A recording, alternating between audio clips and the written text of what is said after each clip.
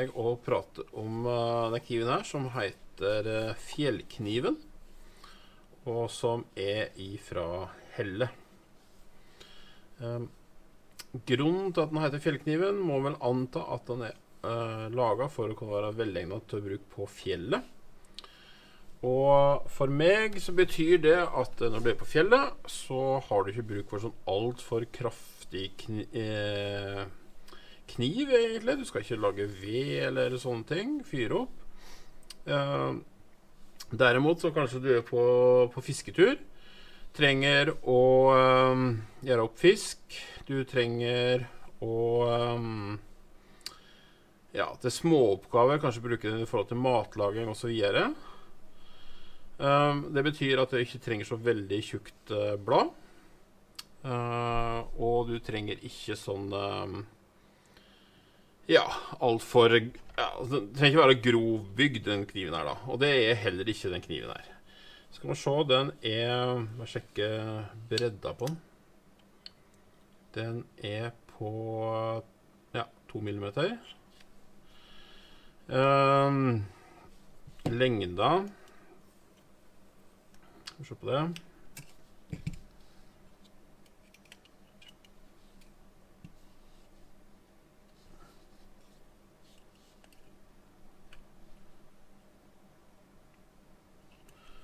Lengda på 8,7 cirka centimeter. Så det er en forholdsvis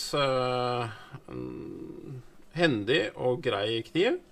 Det er bjørkhåndtak, det er aluminiumsskive, hvis ikke stål, jeg er ikke sikker på, her fremme, pluss et mellomlegg av lær eller plastikk. Klinka bak,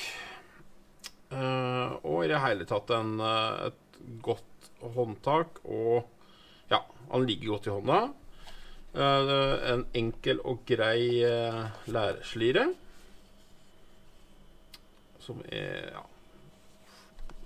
som ligger hempa, gjenger jamt med toppen på kniven. Det er en veldig grei og fin kniv, som da er gjort, som jeg kan se ut ifra at det er et skille på egget der, så ser man at den her er gjort i sånn 3-lags stål, som er da Helles eget stål, der du har et ganske sterkt, men litt sprøtt kanskje, stål i midten, og så har du et mjukere stål på sidene, slik at du skal få en veldig solid kniv. Så det er altså en typisk grei hellekniv. Vi ser at den har umiskjennelig sånn helle-DNA-en her, håndtaket spesielt, det at det er klinking bak her og så videre, så typisk helle egentlig. Det lover jo bra, for vi vet at Helle lager gode kniver. De er håndlaget i Norge. Det betyr at det kan være litt ujevn kvalitet på en del ting her, men samtidig så er det på en måte også skjermen ved håndlaget. Se at spissen her indikerer at den er ganske jamt og fint slipet, så det er i hvert fall bra gjort der. Polert flott, olja bra på håndtaket. Ja, i det hele tatt en topp kniv. Ikke noe dårlig valg hvis du skal ha en all-around kniv, tror jeg. Det som jeg egentlig ville prate om i dag er selve merket, eller ikke modellen, mener jeg, fjellkniven. For den er rett og slett ikke ny i Helle sitt sortiment. Det er en av de eldste modellene de har faktisk, men denne modellen her, den skiller seg vesentlig ut fra tidligere modeller. Og bare for å vise det, så har jeg her en eldre modell av fjellkniven, og den ser vi at det er ganske så annerledes på mange områder. Her ser vi at kniven er litt lengre, håndtaket er helt annerledes, slira og er annerledes. Hvis man da ser på selve kniven, så ser man at begge to har et sånn typisk norsk kniver egentlig. Sånn typisk sånn drop point, altså at knivspissen er litt lavere enn toppen på bladet. Men så ser vi også her at toppen på denne kniven, den er da smalet inn. Slik at den virker tilsynelatende enda smalere enn den er. Skal vi ta så måle for målets skyld og smal den der er.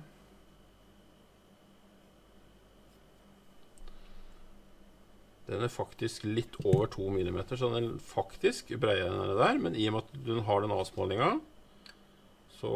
Nei, den var ikke det. Som kanskje var litt unøyaktig i sted. Den her var 3 mm den, sånn var det. Så den her er faktisk smalere. Den er på da 2,... Ja, si det. 2,5 mm, tenker jeg det. Og med toppen her som er enda smalere da, så virker den veldig smal. Kanskje er det egentlig enda bedre egnet for noen typiske fjelloppgavene. Og i og med at den er litt lengre, så kan du også bruke den kanskje til for eksempel skjære av brød og sånne ting. Den modellen her gjeng tilbake til tidligere tider i Helle, blant de første modellene som Helle kom med. Jeg har en annen modell av fjellkniv som er egentlig en lik modell, men som jeg har fått litt mer røff behandling. Så nå har jeg prøvd å pusse litt opp, men jeg mangler litt enda for at den er ferdig da. Jeg må få pusset ned litt på læret her og lakket det opp og pusset mer ned på aluminiumen på sidene og litt sånne ting. Men her ser vi det at det er en annen type logo. Logoen her er lik dagens logo. Mens på den logoen her så står det da Holmedal og Helle, eller det står sikkert også Brødrene Helle kanskje.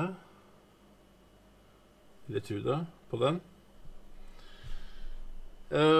Og så har vi da et håndtak her som er med lær og aluminium på den her. De kom, som jeg har forstått, så har dette blitt produsert fra 30-tallet, og med litt to forskjellige, altså bladet var likt, men to forskjellige typer håndtak. Det er håndtak her, og et håndtak som er litt mer i tråd med denne her. Vi skal nå vise en annen modell som Helle har, som heter Sigmund, som er mer i tråd med den gamle fjellkniven. Og her stender det faktisk, på slira, så stender det faktisk fjellkniven øverst. Og her ser vi også det at bladet er ganske likt. Så bladet her, litt bredere kanskje. Så her er litt bruket, så det er ikke så godt å si. Men og håndtaket her er ganske likt det håndtaket som var det andre alternativet da, som var på Helle. Så det er Sigmund som opprinnelig tror jeg ble laget som en hyllest til en av grunnleggerne, eller en av driverne, mener jeg, på Helle. Og som egentlig er en replika da, av den opprinnelige fjellkniven fra Helle. Jeg har også kjøpt et ekstra slire da, til den kniven her, for den manglet det. Så at jeg har den passer da i den slira. Så da har jeg den kniven her i den slira også, for den saks skyld. Men som sagt, den her Sigmund var jo da en sånn jubileumsutgave, tror jeg, egentlig. Og i 2022 så kom det med to nye kniver, basert på den samme. Altså, det er basert på den Sigmund-modellen. Men disse her er da litt forskjellige. En ting er farget. På begge to stender det LTD, altså Limited 2022, og så Helle-logoen. Og så stender navnet på andre siden her, så ser vi at det stender her JS Helle, Holmedal, Noreg, og SE Helle, Holmedal, Noreg. Så disse her er da oppkalt etter da grunnleggerne til Helle. Og bladet her er nå da mer eller mindre identisk med det bladet vi finner på den gamle fjellkniven. Så har de da gått tilbake igjen da, til den gamle stilen. med et avsmalla på toppen. Bare sjekke og brette dette her. Så måler det der. Ja, det er 3 millimeter. Så den er da litt bredere enn den opprinnelige der da. Ja, la meg sjekke det om den her eller den eldre utgaven har samme bredde. Ja, 2,5. Nei, 2,8 tenker jeg det må være. Yes. Disse her ble da laget et begrenset utvalg. Den ja, ser den her versjonen her, den JS, hva er det den heter? JS, ja, den er litt mindre, litt kortere håndtak på, enn på den SE. SE har da bjørk, så er det vel skinn, tror jeg, eller lær da, og så er det reinsdyrhøn, mens her er det da bjørk og skinn på den. Så 2 forskjellige varianter på håndtaket på den. Men her altså da Helle i den varianten her da gått tilbake igjen til den gamle stilen da. På bladet. Og så hvis vi da sammenligner med den her Sigmund, så ser vi at det er forskjell på bladet på dem.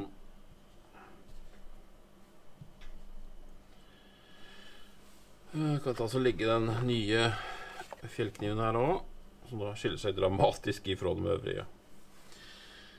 Jeg må vel si at jeg synes disse her variantene her er veldig flotte, og da kanskje spesielt om de nye versjonene av det.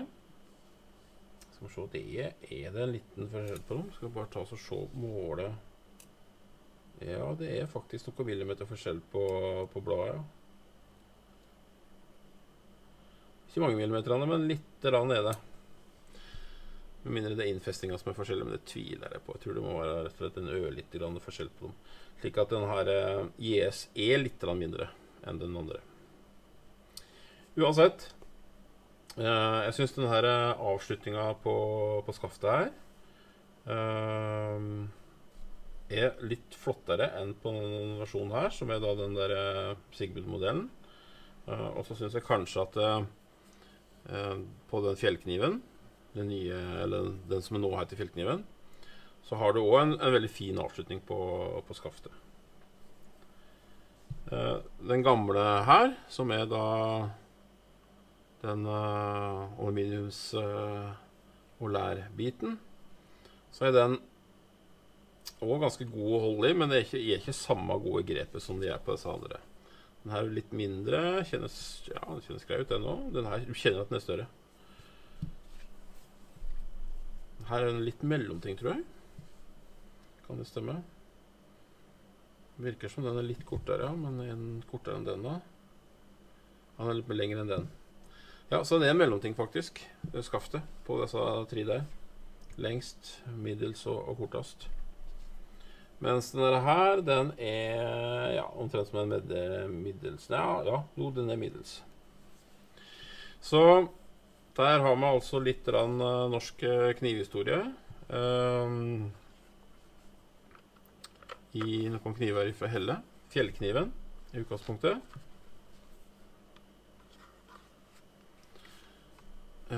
Lærslire. Her ser vi at øvre delen her har 3 lag på lærslira, mens på den her nye fjellkniven så er det bare 2 lag, så det er ikke noe sånn spesiell utviding her øverst.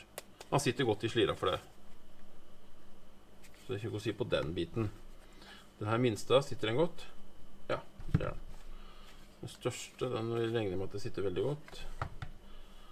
Og så er det da Sigmund. Det vi ser at her, de ser jo unikt, det får jo litt sånn retro-stil på dem, med den trykte slira. Den er renere og finere på mange måter enn den andre, men den er mer dekorativ. Og med seg kontrasttrådene som på den limited edition-utgaven, så den jo ganske flott da. Og hokken du synes fineste om litt så forskjellig. Den her kanskje best egnet for noen som har litt mindre hender. Den her får litt mer større hender. Men i utgangspunktet så det jo veldig like alle sammen i noen tre der i hvert fall da, i forhold til utseende og alt mulig sånne ting, bare små detaljer som skiller. Så har du disse gamle versjonene da, som skiller seg ganske så mye ut egentlig. Her heller ingen særlig beskyttelse da, fremover på kniven. Men som sagt, fjellkniven kom i 2 forskjellige varianter. Og jeg mener også at på den andre slira, som var på den varianten som mer lik disse her, så var det ikke dobbeltsøm, slik som det på den nye, men det var en brei søm. Hvis ikke jeg husker helt feil. Kanskje om jeg finner noe bildedokumentasjon på det. Det ligger også en ganske flott artikkel ute på en blogg om historien bak fjellkniven da, til Helle, som jeg skal linke til, så jeg kan lese mer om fjellkniven. Ja, det var da altså om fjellkniven til Helle, så jeg håper at den var interessant å få med seg, og disse her begrenset utgavene, de nok kanskje, jeg vet ikke om de lenger i salg, men de kan ha at vi får tak i hos forhandlere i hvert fall, om vi ikke kan kjøpe noe direkte fra Helle. Fjellkniven fremdeles i salg i hvert fall, og Sigmund også mener jeg at det fremdeles i salg.